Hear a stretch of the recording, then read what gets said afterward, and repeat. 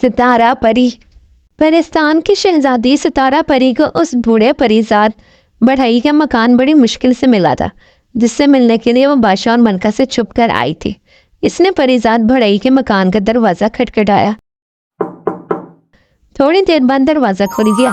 دروازہ کھولنے والی ایک نہایت حسین و جمیل پری تھی۔ وہ ستارہ پری کو حیرت بھری نظروں سے دیکھنے لگے۔ کیا اعظم بڑھئی کا گھر یہی ہے؟ ہاں، وہ میرے چچا ہیں، مگر تمہیں ان سے کیا کام ہے؟ شاید تم مجھے نہیں جانتی ہو، میں ستارہ پری ہوں اور میں پرستان کے بادشاہ کی لڑکی ہوں۔ وہ پری چونک گئی اور بولی، میں نے تمہیں کبھی نہیں دیکھا تھا، اس لیے تمہیں نہیں پہچان سکی۔ آؤ گھر میں آ جاؤ۔ میرے چچا تو ایک ضروری کام سے گئے ہوئے ہیں، شام تک واپس آئیں گے۔ کیا کوئی ضروری کام تھا؟ دراصل میں تمہارے چچا سے نہیں، تم سے ملنا چاہتی ہوں۔ تمہاری وجہ سے میری امی حضور سخت پریشان ہو گئی ہیں، اور اسی پریشانی نے انہیں بیمار کر کے بستر سے لگا دیا ہے۔ میری وجہ سے تمہاری امی بیمار ہو گئی ہیں؟ مگر کیوں؟ نجمہ پری حیرت سے بولی۔ تمہیں یاد ہوگا کہ گزشتہ دنوں میری دادی حضور سخت بیمار پڑ گئی تھی۔ حکیموں نے جواب دے دیا تھا اور نجومیوں نے یہ بتایا تھا کہ اس شہر میں اعظم نام کا ایک بڑھئی رہتا ہے۔ اس کے پاس ایک نیلے رنگ کا کبوتر ہے۔ اگر اس کبوتر کا گوشت مریضہ کو کھلا دیا جائے تو وہ تندرست ہو سکتی ہیں۔ جب میرے ابا حضور تمہارے چچا کے پاس پہنچے تو انہوں نے وہ کبوتر اس شرط پر دینے کا وعدہ کیا، بادشاہ سلامت یعنی میرے ابا حضور تم سے شادی کر لے۔ میرے ابا حضور کو چونکہ دادی جان سے بے حد محبت ہے، اس لیے انہوں نے اس شرط کو منظور کر لیا۔ مگر جب سے امی حضور نے یہ بات سنی ہے، ان کا چین و سکون اڑ گیا ہے۔ وہ یہ سمجھتی ہیں کہ دوسری شادی کے بعد ابا حضور ان کی طرف توجہ نہیں دیں گے اور ان کی اہمیت ختم ہو جائے گی۔ اسی فکر نے انہیں بیمار کر دیا ہے۔ اچھی نجمہ پری، کیا یہ نہیں ہو سکتا کہ تم میرے ابا حضور سے شادی نہ کرو؟ تم انکار بھی تو کر سکتی ہو۔ میں تمہارے پاس بہت سی امیدیں لے کر آئی ہوں۔ نجمہ پری کی آنکھوں میں آنسو لرزنے لگے اور اندھی ہوئی آواز میں بولی، ستارہ پری، میرا چچا بہت لالچی آدمی ہے۔ جب اس نے یہ سنا کہ اس کا نیلا کبوتر بادشاہ سلامت کی امی کے مرض کا واحد علاج ہے تو اس نے یہ منصوبہ بنایا کہ میری شادی بادشاہ سے کرا دے گا، تاکہ جب میں ملکہ بن کر محل میں جاؤں تو وہ بھی میرے ساتھ محل میں رہنے لگے اور وہاں رہ کر چوری چوری شاہی خزانے سے دولت نکال کر جمع کرتا رہے۔ یہی بات سوچ کر اس نے بادشاہ سلامت کے سامنے اپنی یہ شرط رکھی تھی۔ تمہارا چچا تو بہت چلاک آدمی ہے، تم نے پوری بات تو سنی ہی نہیں۔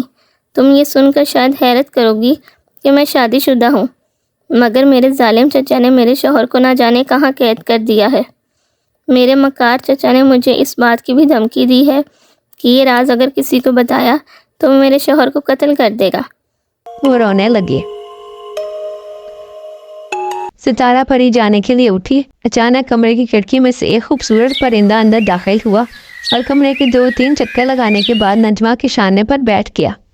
ستارہ پری نے بے ساختگی سے اسے پکڑ لیا اور اس کے سر پر ہاتھ پھیرتے ہوئے بولی، کس قدر خوبصورت پرندہ ہے یہ۔ اچانک سر پر ہاتھ پھیرتے ہوئے وہ چونکی۔ اس کی انگلی سے کوئی سخت سی چیز ٹکرائی تھی۔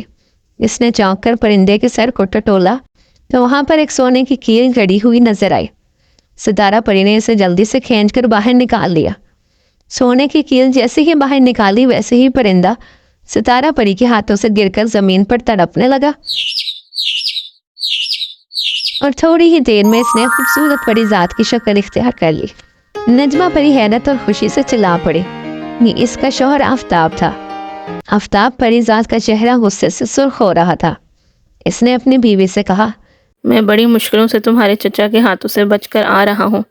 تمہارے چچا نے تمہاری شادی بادشاہ سلامت سے کرانے کی لالچ میں مجھے پرندہ بنا کر ایک پنجرے میں بند کر دیا تھا۔ آج وہ مجھے لے کر ایک ویران علاقے میں گیا تاکہ میری گردن مروڑ کر میرا کام تمام کر دے، مگر اس نے جیسے ہی مجھے اپنی گرفت میں لینے کے لیے پنجرے میں ہاتھ ڈالا، میں نے زور سے اس کی ہتھیلی کی پشت پر چونچ ماری۔ درد کے مارے اس کی چیخ نکل گئی۔ اس نے جلدی سے اپنا ہاتھ باہر کھینچ لیا۔ میں پھرتی سے پنجرے کے کھلے دروازے سے باہر نکل آیا اور ایک طرف کو پرواز کرنے لگا۔ وہ کافی دیر تک میرے پیچھے بھاگتا رہا، مگر پھر میں ایک گھنے درخت کے پتوں میں چھپ گیا۔ وہ مجھے ادھر ادھر ڈھونڈتا رہا، پھر مایوس ہو کر چلا گیا۔ اب میں سیدھا یہیں آ رہا ہوں۔ نجمہ گھبرا کر بولی، खुदा के लिए आप कहीं छुप जाइए, ऐसा ना हो कि वो फिर आप पर जादू कर दे। फिर अभी इसकी बात मुकम्मल हुई ही थी कि बाहर का दरवाज़ा बड़े ज़ोर से खुला। नजमा परी बौखला गई, जल्दी से बोली, आप इस पलंग के नीचे छुप जाइए, शायद वो आ गया है। आफताब के लिए छुपने के अलावा कोई चारा भी नहीं था। वो जल्दी से पलंग के नीचे घुसने लगा, मगर इतने में वो मकार बूढ़ा आज़म आ गया। इसने निहायत गुस्से से कहा, आफताब, अब तेरा छुपना बेकार है। मैंने तुझे देख लिया है। अब मैं तुझे जिंदा नहीं छोड़ूंगा, क्योंकि तूने मेरे हाथ पर इतनी जोर से अपनी चोंच मारी है कि इसमें से खून निकलने लगा है और मिर्चें भी लग रही हैं। चल बाहर निकला, वरना पकड़ कर खींचता हूँ तेरी टांग। आफताब परी जात बेचारा चुपचाप बाहर निकल आया। नजमा परी की आंखों में आंसू तैरने लगे थे और आजम परी जात आफताब को घूरने लगा। चूंकि वो खशमनाक नजरों से आफताब को घूरने में लगा हुआ था, इसलिए वो सितारा परी को ना देख सका, जो दबे कदमों इसकी तरफ पीछे की जानब से बढ़ रही थी। इसके हाथ में वो ही सोने की कील थी जो इसने आफताब के सर से निकाली थी। आजम के करीब पहुंचकर सितारा परी ने उछलकर वो कील इसके सर में पिवस्त कर दी। आजम जमीन पर गिरकर तड़पने लगा और फिर ज्यादा देर ना गुजरी थी कि वो एक परिंदा बनकर उड़ा और खिड़की में बैठ गया। अब वो सितारा परी को घूर रहा था। अपने जालिम और लालची चचा से निजात पाकर नजमा परी बेहद खुश नजर आने लगी थी। इसने सितारा परी के सर पर हाथ फेरते हुए इसकी अक्लमंदी और फुर्ती की तारीफ की।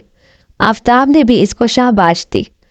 बाहर गली में चंद परियों के शरीर बच्चे हो लैल से दरख्तों में लगे हुए फलों और छोटे परिंदों का निशाना ले लेकर पत्थर मार रहे थे। अचानक एक बच्चे की नज़र खिड़की में बैठे हुए बूढ़े आजम पर पड़ी, जो परिंदे का रूप धार चुका था। इसने ताक कर जो गुलैल से एक पत्थर मारा तो इसकी खोपड़ी के 2 टुकड़े हो गए। वो तर्ज से कमरे के फर्श पर गिरा। खोपड़ी टूटने की वजह से जादू की कील भी निकल गई थी और वो अब फिर अपनी असल शक्ल में आ गया था। आफताब ने मुर्दा आजम की तरफ नफरत से देखा और बोला, लालच और जुल्म का यही अंजाम हुआ करता है। अच्छा हुआ जो ये मर गया, वरना फिर कोई मुसीबत खड़ी कर देता। आफताब ने सितारा परी का बहुत बहुत शुक्रिया अदा किया। नजमा बोली, जाओ बहन, अब तुम्हें हमारी तरफ से कोई शिकायत नहीं होगी। फिर सितारा परी से इजाज़त लेकर उड़ती हुई अपने महल में आई। इसने बादशाह और मलका को इस मकार भड़ाई की चालाकी के बारे में सब कुछ बता दिया कि वो किस तरह होशियारी और बेईमानी से नजमा परी की शादी बादशाह से करा के शाही खजाने से दौलत हासिल करना चाहता था। बादशाह ने सब कुछ सुना और कहने लगा, बेटी, दरअसल मुझे तुम्हारी दादी से इतनी मोहब्बत है कि मैं इन्हें किसी तकलीफ में नहीं देखना चाहता था, और इनकी बीमारी की पेश नज़र मैंने मकार आजम से इसकी भतीजी से शादी की बात भी कबूल कर ली थी। मुझे इसके दिल की बात का कोई पता ना था कि वो इस शादी के पीछे कौन सा मतलब रखता था। चलो अच्छा हुआ हम इसकी चालाकी और फरेब से बच गए। और फिर बादशाह और मलका के अलावा दादी जान ने भी इस वाक़े पर बहुत अफसोस का इजहार किया। बादशाह तो खुद ही इस दूसरी शादी नहीं करना चाहता था, वो तो एक मजबूरी के तहत इस बात पर राजी हो गया था। मलका के लिए भी अब परेशानी की कोई बात ना रही थी, क्योंकि जिस खतरे की वजह से वो बीमार पड़ी थी वो टल चुका था। वो भी चंद दिनों के बाद बिल्कुल ठीक हो गई और किसी किस्म की कोई बीमारी ना रही। दादी जान भी बीमारी से सेहत याब हो गई, क्योंकि नजमा परी ने नीला कबूतर सितारा परी के हाथ भेज दिया था। इसके बाद सब हंसी खुशी जिंदगी बसर करने लगे।